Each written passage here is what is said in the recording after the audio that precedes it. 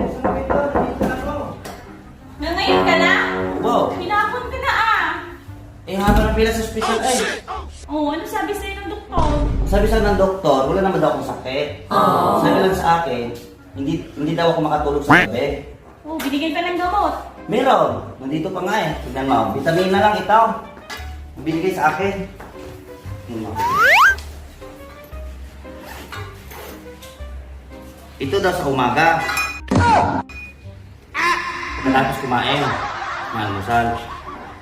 Tapos, ito naman sa ano? Sa tanghali.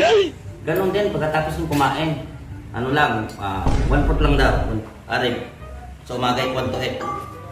Full. Tapos ito naman, sa hapon. Ganon din, pagkatapos ng merienda. Tapos, sa gabi, dahil di daw ako makatulog, ito daw, lalahatin daw ng ubos to, para makatulog. Bakit? Recommended ba yan ng doktor? Hindi yun ang sabi ng kumpare sa akin.